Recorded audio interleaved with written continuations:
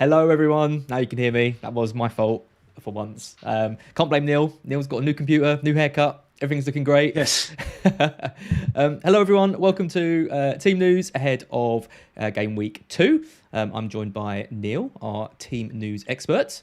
How are you, Neil? Not too bad. Yeah, as you said there, I've got my laptop fixed now because I was cutting out last week. So new charging port installed, new router. Ooh. Obviously, got the webcam and the microphone are recent upgrades as well. So nothing is going to go wrong this afternoon. Absolutely guaranteed. Well, it's really gone wrong because I've got the wrong screen on the screen. It says printed lineups and it's Game Week 2 Team News, and no one heard me for the intro. So, other than that, it's going great.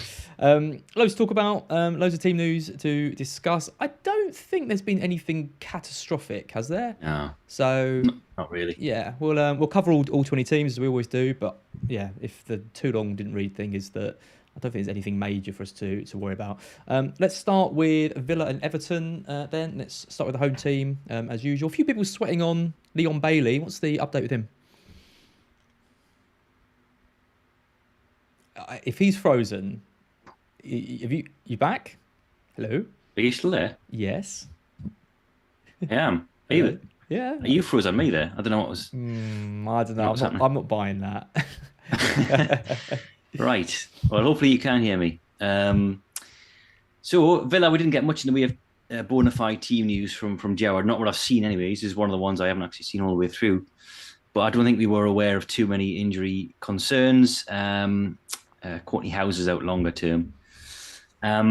Bailey was mentioned. He was asked about Bailey in terms of his going condition and form.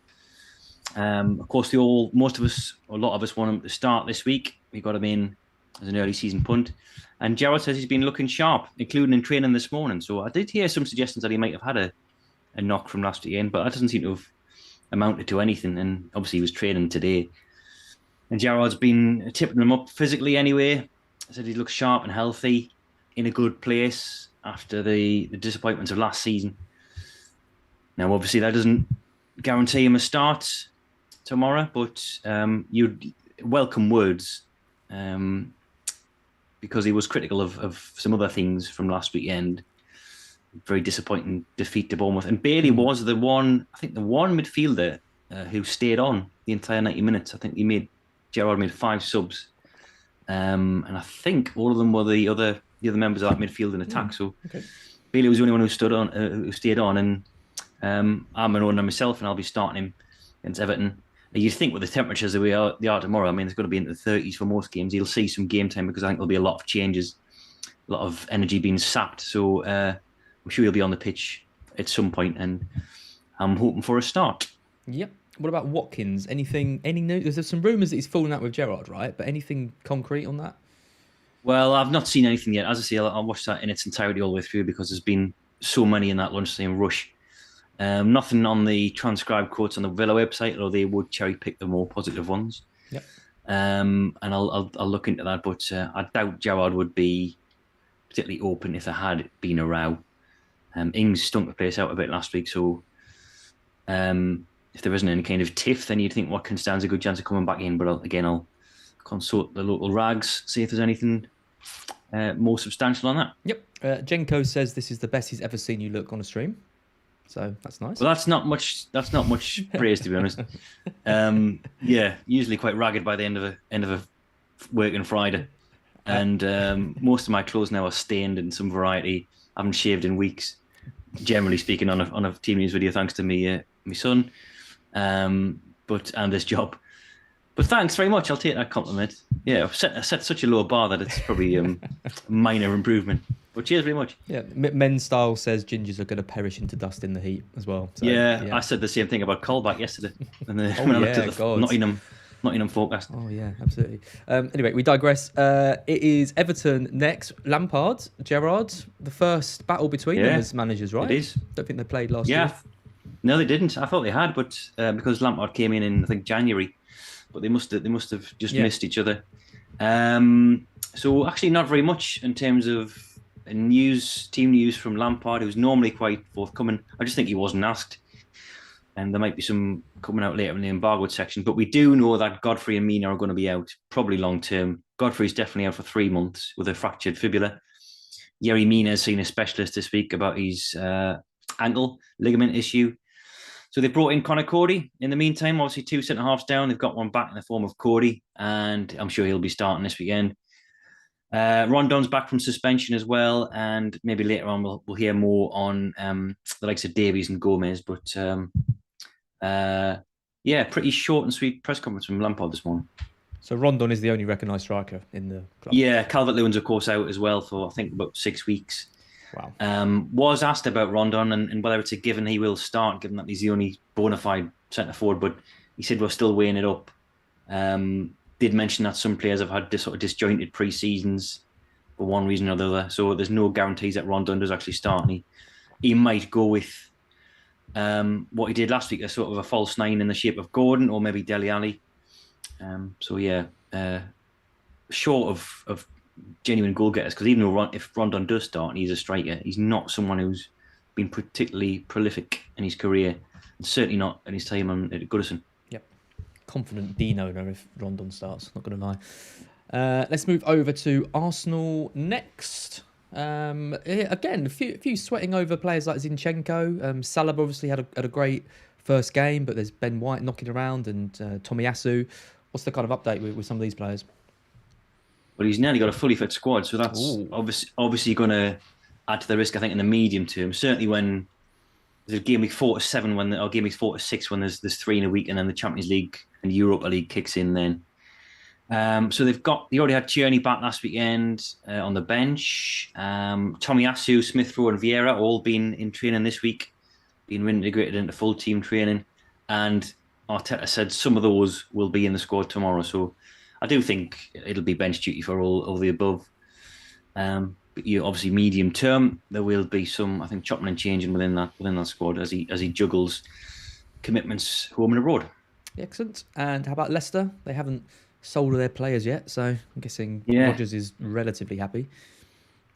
Yeah, I was wondering where they were, but of course it was yesterday when Rodgers faced the media. Yeah, a lot of questions about Fofana, as you can imagine.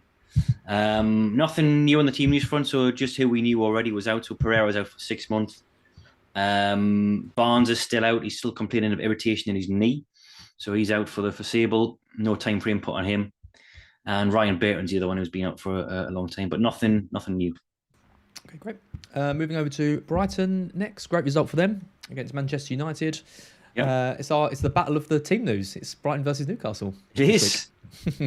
Yeah, I think two quietly impressive teams as well. I think Potter's really got them into a good-looking team now, and Howe's really working his magic with some of the there were dross. I mean, some of the players we had. I mean, Joe Linton was a laughing stock, wasn't he? And then even people like Emil Kraft and Fabian Schär were sort of on the way out, I think, in Newcastle, and he's revitalised all those players. So yeah, I think it'll be a decent game, probably quite low scoring. 2 decent defences. Brighton team news, nothing new, much like Leicester. So Jakob Moda is the long-term one. And I think that's it. I think that's the only absentee for Brighton. Question about Welbeck from Potter, directed to Potter, and he said he's in a great physical condition. Yeah, he is. Looking very good. Newcastle, a few more things to report. So Shelvey, this is quite key if you've got Gomares, Bruno. Shelvey's going to be out for up to 12 weeks. He's had surgery on his hamstring, and that'll probably put him out until maybe after the World Cup, certainly around about then anyway. And now, of course, the knock-on effect for that is that Bruno goes into that number 6 role. At least he did last weekend, played against Forest in a deeper role. And Howe was asked about whether he'd add to his options in the transfer market, but he says he's currently happy with what he's got, which suggests that it's either going to be Bruno or Sean Longstaff playing in that Shelvey role, which is the base of the Newcastle midfield. Now, if Bruno's playing there as he did last weekend, then few opportunities to get forward. Doesn't completely negate him as an FPL asset, but you should be aware that he's going to be shooting less and probably in the penalty box less. And we saw that last weekend. I think Willock, who took his position as the number 8, got in there a lot more. Yeah. Bruno was kind of hanging back a bit more. Still had a brilliant game, but one thing to to note if you're an FPL owner. Elsewhere, Lascelles is expected to be fine after a thigh injury. He'll not be starting anyway. Same with Lewis and Fernandez, back in training, building up match fitness, but not part of the first team shake-up by any stretch. Emil Kraft, who I've just mentioned before, he's Trippier's backup, and he's got a back issue, which is giving him jip. Nothing serious, but he'll be out of this one as well. Yeah, I think Gamira's owners kind of know what they're getting, right? You know you're going to get a player who's going to play quite deep sometimes, but he's very intelligent and makes good runs and could be on the end of things. The stats are never going to paint him to be like an amazing FPL asset, but if you stick with him, you just got to kind of ride it out and hope that he does start chipping in. But he's an avoid for me with Shelby. I think so. Yeah, I think so. Okay, next is the game I'm dreading: Manchester City versus Bournemouth. I go into this as the only FPL manager, I think, without Haaland in my side. Is he a doubt? Nice try, yeah. No, he's not. They've only got a handful of doubts for this one. Laporte's obviously still out for this. I think we'll be until September. The other two names mentioned are very much peripheral figures. So Calvin Phillips, who's obviously a new arrival, he's having some niggles according to Pep, and Cole Palmer, who will see more game time this year, I'm sure, because the City's pretty thin squad, but he's got a foot problem. I think he got a knock on his foot, and I think he's out of tomorrow. Certainly a big doubt. The rest are perfect according to Pep. Was talking about Haaland, said it's still early days for him to, there's a particularly sensationalist question from a journalist saying how good is he compared to all the other players you've managed. He's only been with him a month, and Pep said as much. But talked him up as he generally does with his players. Also from Pep, a bit of confirmation about something that could affect Cancelo. So they've just signed a new left back, Sergio Gomez, from Anderlecht, I believe. Not a name many of us will be completely aware about. He's very young. Played for the Spain under 21s. But Pep did confirm he's going to be part of the first team squad this season. And there were suggestions that he might actually go up and loan this Gomez figure. But Pep says he's going to be part of that left back pool along with Cancelo. And it was the other lad, young Josh Wilson as brand. So backup for Cancelo at first, but then probably used as relief in League Cup games, maybe the Champions League game, maybe manage minutes when Cancelo's coming off, maybe on the 70th minute mark. But eventually will be part of that full back rotation. Surely good news for Walker owners as well. Yeah, I saw that. I think, was it Mark had mentioned that on Twitter as well. I think because I think the feeling was that Gomez might come in and then go out on loan, and then they'd recruit a more senior fullback option, perhaps one a bit like Cancelo could play both sides. But devoid of genuine left back, right back competition, apart from Cancelo, which was the case. So really, they've only got two seniors, and then Gomez himself is a rookie, and I'm sure it'll be a while before he's a regular feature in that rotation mix. So good news for now for Walker, yeah. Yep, interesting. How about Bournemouth? Bournemouth, yes, another one who was yesterday. They are still without Rothwell, and they're still without Fredericks, who are weeks away. Brooks, of course, is still building up match fitness after that cancer battle, which thankfully he has won. And I think that is it. Excellent. Let's move over to Southampton versus Leeds next. Southampton really poor, I thought, against Spurs. I know Spurs have obviously a good side and going to be competing, but God, the space they were letting them have in midfield, and we talked about kind of having to play Gineppo at left back or whatever it was, and Valerie at centre back. There's rumours of unrest already in the camp. It's not looking like going to be a particularly nice season for Southampton, I don't think. No, we have thought that for a while. I mean, they're a weird team, and they look absolutely abject, and they go on long losing runs, and then all of a sudden, something like they stumble on some kind of winning formula, and then they go on a particularly good run themselves, and that's what's kept them up in the last few seasons. These sort of 10-game stretches where they're in brilliant form, and either side they're pretty poor. So yeah, a good time to play them, you'd think.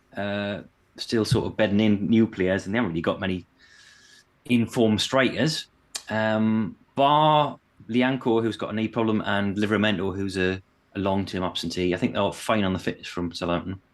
Nathan Teller's about to move away on loan, and We're not sure about Walcott. He hasn't been in training for a while, but nothing major on the team's front.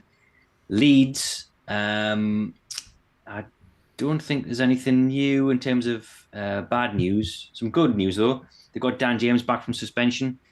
They've also got 3 previously injured players available as well. So Forshaw, Cooper and Sinistera, all training and eligible for the weekend, according to the manager. James and Sinistera look like they're going to be on the bench. If you're worried as a Harrison owner or an Aronson owner, because I don't think he'll change it from last weekend. And he said as much about Sinistera, especially lacking in match fitness. Same a bit with James. Which just leaves Firpo, who was a couple of weeks away, Luke Ayling as well, and Stuart Dallas, who's a bit more longer term. So getting players back, Leeds. Excellent.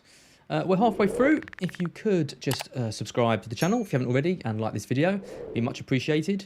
You'll notice the graphic has 73,000 subscribers on it. We're now at 78,000. That shows that we've been improving steadily over pre-season. Once that gets to 80,000, I'll change the graphic as well, and then that'd be nice. So help us get to 80,000 subs so I can do that. Right, Wolves are next, and they are playing Fulham. Wolves, what have we got? Yeah. Another one that was part of the lunchtime rush. So Jimenez and Moutinho are still out. They have got Semedo and Adama Traore. Remember him? He's back.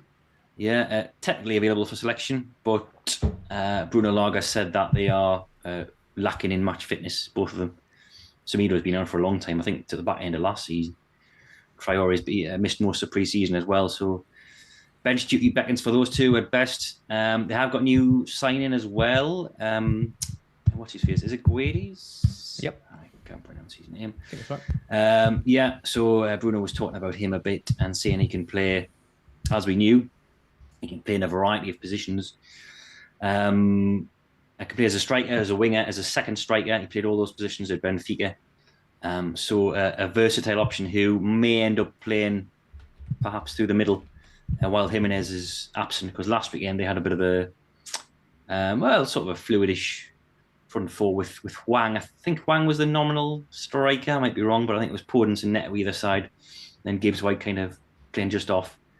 But Guedes sounds like he's going to be a versatile option and probably a first teamer eventually, once he's sort of up to speed.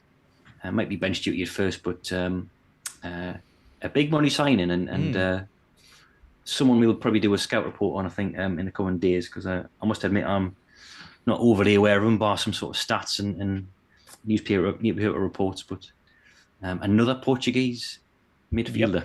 Yep. Any news on Gibbs White? Because I hear he's been heavily linked with a move away, but started at the weekend. Starting again. Forest were linked. I think 40 million I saw bandied around, which seemed like a lot. They seem to be focusing on other targets now. Forest, I think, signed a few more players in the interim. So, I haven't done the lineups yet for Wolves, but I would think he starts again. Wasn't a bad performance last weekend by Wolves. Wasn't great by any stretch, but I think Bruno said he was quite happy with the overall display. Well, one or two things. So yeah, there were signs I thought that they a couple of promising. I think it was Neto probably the liveliest of the four. So that's where the fantasy money would be for now, I think. Yep. How about Fulham? Fulham, I think they were yesterday as well. Scott Parker and another blow. They're already out without Harry Wilson, who was a big part of the team last season. One of the wingers they've got. Now they signed another winger, Mana Solomon, Israeli, perhaps to compensate for that. And he's got injured. He's another long-term absentee now with another knee injury. So those are both out. Apart from that, it looks okay. I think Chalobah's rejoined the squad, so all good otherwise. Yep, excellent. Brentford and Manchester United next. Coming back from 2-0 down, Brentford, they'll be happy with that. Mm-hmm. Yeah. Not. I wasn't too happy because I've Ward between the posts. Me too. But there we go. I'm already regretting that decision. Same. Yeah. So Canos, I think AJ and Pinnock, I think are all still out. Pinnock certainly he's longer term. I think AJ and Canos are not too far away now. Damsgaard was a big sort of talking point from the press conference. New signing from Sampdoria, and he's not going to start. against United, according to Thomas Frank. He's definitely considering bringing him in the squad. That was his quote. So much like Eriksen, I think at first, I think Eriksen was he a sub at first and then started. I think there might be a gradual integration because there's some suggestion of health issues as well. I think was it arthritis or something with Damsgaard? Oh, really? Okay. Yeah, but Thomas Frank said he sort of passed the medical with flying colours, so maybe not an issue. But yeah, he won't be starting this weekend anyway. And another player we might run a scout report on before he comes into the start 11 because Brentford's got some very good fixtures. Yep. From now on. And De Silva, has got the goal in there, and kind of hoping maybe he could get a run in the team, but I guess Damsgaard makes him too much of a gamble now. Well, I don't know where Damsgaard's going to play because I mean he's quite versatile. He could take that Eriksen slot, but he's played quite a lot on the left wing as well. So that's where Johan Wissa has been playing.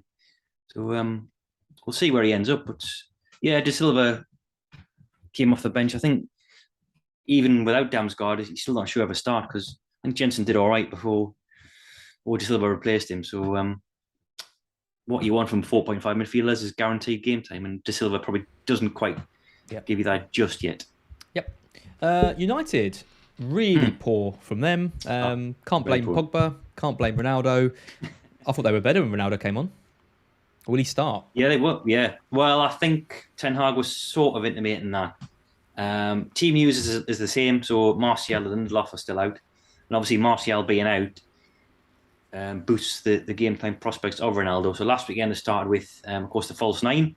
And then Ronaldo came on at the break, I think. It was certainly second half. And as you said there, looks better for it. And Ten Hag was asked about that this morning, said he's had a good training week. He's now had 2.5 games in terms of accumulated game time.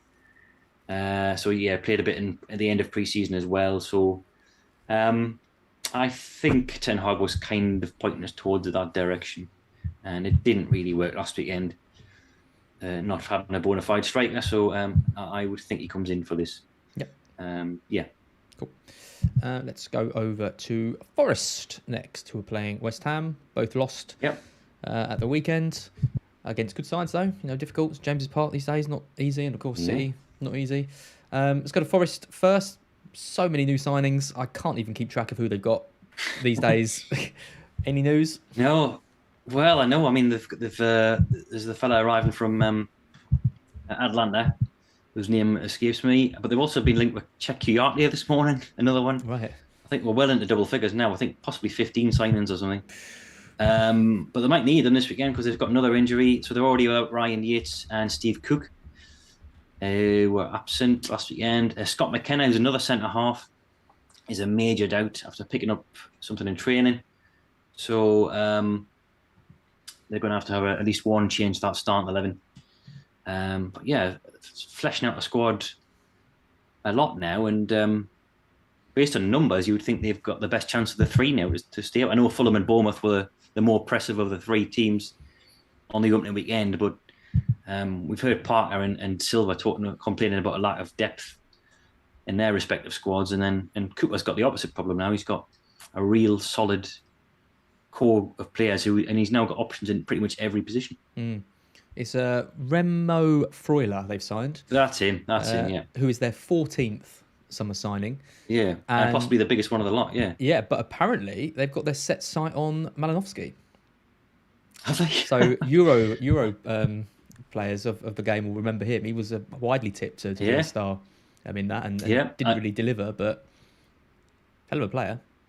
Mark did. I interviewed Mark in the summer, or sent him some questions about a Forest team preview, and he did warn me, saying this squad we have now is going to not even resemble the one that kicks off in Gameweek 1, and they've pretty much replaced certainly got new options in every single position now. We've never seen that work before, have we? That's true. I'm thinking of when Villa did it as well. Fulham have done it in the past. Fulham, yeah. That is true. I guess you could argue that Forest caliber players are slightly a step up from what Fulham did last time. But yeah, you're right. It'll take time for them to gel. And I think Cooper is trying to strike that balance between momentum from last season, because he had 6 new signings last weekend, so 5 regulars from the Championship, and he's obviously trying to strike that balance. But yeah, it did look like they were a team who just hadn't gelled yet last weekend against Newcastle. We were good, but they didn't get a sniff. Well, Malinovsky, 1 year in his contract left, and obviously just signed his teammate. So you never know. Watch this space. West Ham. Hello. Lost you there for a second. I missed the talk of Malinovsky. I think it's you. I don't think. I think it's me too. No. Oh well, I did say what can go wrong. West Ham. Sorry, what's happening? Yes, West Ham. Yeah, I did miss that question. So Moyes saying that I've got a similar group to last week. He's been very vague again. Dawson's doing quite well, so I don't know what that means. He's going to be assessed. Antonio had a knock, but he's trained today. Ogbonna's obviously coming back from a long-term layoff. Fabianski's the sort of one we're not completely sure about. Moyes confirmed he picked up an injury last weekend, but in the transcribed quotes I've seen from West Ham's website, didn't really offer much beyond that. Again, I'll watch that fully later on, see if there's any better prognosis on that. But all I saw from Moyes was that Fabianski picked up a knock last weekend, and that was it. There was no yes or no, but whether he's going to be available. But I'll check up on that later. Okay. Chelsea Spurs next, big game. This, in the battle for the top four, this could be a really key battle. Let's start with Chelsea. There's a certain FPL legend who may well be departing. Yeah, he's on his way out. By the sounds of it, Alonso, he's not going to be considered for this one because he's still trying to force that move away. I think to Barcelona. That's what the suggestions was. And Tuchel says he's not going to be part of the squad tomorrow. They got money to burn, haven't they? So yeah, why not buy another player? Exactly. He seems like an exactly sort of Barcelona silent as well. Like they're not really looked too closely into his attributes, other than he's sort of a headline grabbing, goal getting wing back, but lacking in so many other areas of his game. It seems like a bit of a Barcelona signing. Kovacic is out as well. That's down to injury. So he's got a bit of a troublesome knee, and he's out of this one. But apart from that, Tuchel says everyone else is available. So we'll see what he does with the team selection this weekend. Yep. Now, you broke some hearts last week, and then you gave everyone a slither of hope with Ivan Perisic, and then he didn't start, and everyone's hearts were broken once again. Should have stuck to my guns instead of trying to pay attention to all the Tottenham fans on the forums and that. Yeah, it was. But then obviously Sessegnon scored, so yeah. Is Sessegnon going to be in the predicted lineup this week? I'm guessing probably is. Well, I would think. Yeah, I mean, Conte after the match said some pretty telling quotes, and it was about keeping faith with the players from last season until the sort of congestion starts, and that's when they'll need the new lads.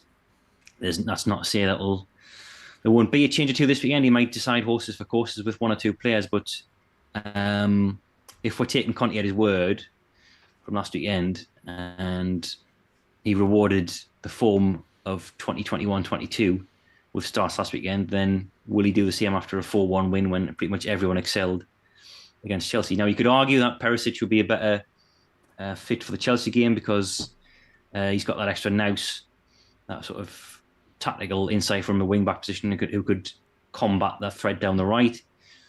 But then again, you can use any kind of logic to make any sort of point that you want about either player. Sessegnon's got the continuity, the momentum, the form.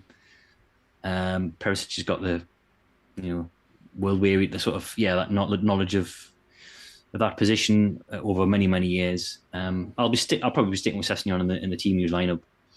I'm just going off what Conte said, but it's going to be some week-to-week uncertainty. Yeah, and it will only get worse. It will only get worse when the Champions League kicks off. And perhaps actually that may be easier because there'll be sort of Wednesday, Saturday turnarounds. If we see one of them starting in Europe, then we might assume that the other one's going to come in on the following weekend. But not someone you're going to be able to rely on for game time or sustained game time anytime soon, by the sounds of it. Which is what you've always said right from the start. Yeah. I think I'm going to have to hop off that train. I was all set to save the transfer, but it just seems to be getting worse and worse with his quotes about that position. So, and I look at Walker and I think, actually this signing means he probably is a bit more now. So I might, as a spoiler, end up making that move, Perisic to Walker. this week. But anyway, it's about my team. Spurs, any other news from them? Yes, Skip's still out for a couple of weeks. Richarlison's back from suspension, so he'll be probably eating into the game time of one of the front three. And Clement Langley as well, the new centre half, is going to be missing very likely because of fatigue in his adductor or abductor. We're not quite sure which one it was, but muscle tightness or muscle tiredness. And he's very likely to be out of this one. But I think otherwise, everyone's fine. Okay, cool. And the final game, which is on Monday, is Liverpool versus Palace. Everyone's heads are being turned off Salah onto Haaland, but there are injuries at Liverpool. There was a really poor performance from them against Fulham. What's Klopp said about team news? Well, before getting to that, of course, one thing I hadn't really considered. I mean, I'm backing Haaland with the armband, but one thing I hadn't considered would be the cooler temperatures on Monday night in Liverpool. I mean, Saturday afternoon, 3:00. I mean, it's going to be 30 something in Manchester and everywhere else. So you think it'd be quite a draining game. Whereas by the time we get to Monday evening, a bit cooler. Yeah, but Haaland doesn't need to run. He can just stand in one place, and everyone seems to be feeding him the ball, and Bournemouth are going to be knackered. I'm more worried about it from a temperature point of view. Top athletes. Yeah, exactly. So, team news wise, I think it's as you were with the addition of Thiago, who's now joined the injury list. That now consists of Oxlade-Chamberlain, Kelleher, Konate, and Jones. Keita's back, Naby Keita, from an illness, and Tsimikas trained today, I think, for the first time. But none of the big names really that we care about. Was some quotes about Salah and Darwin from Klopp and Firmino. He described Salah and Darwin as a cool partnership. Of course he did. Yeah, two players who were determined to score and be in the decisive areas. He also talked up Diaz as well, and how I mean, he was like a post's width from scoring himself. But then went on to champion Firmino as well. See how very important he is, and how it was the team's fault really for not feeding him in that first half. He was the one who got hooked pretty early. Not buying that. Well, of course, you're going to talk up your own players, aren't you? Even the ones that are under fire. So he said he's not going to judge him on one game or two games or whatever.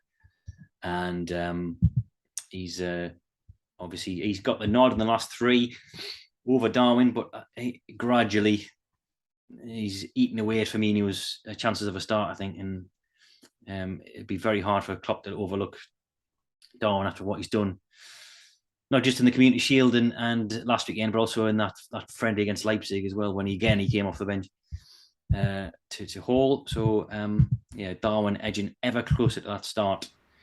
But he doesn't even need a start. He does so much damage off the bench. He does indeed.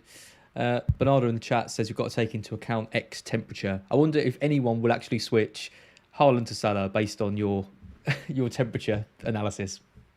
I've just missed what you said there. Sorry, you dropped out. I just said Bernardo in the chat says we've got to take into account X temperature.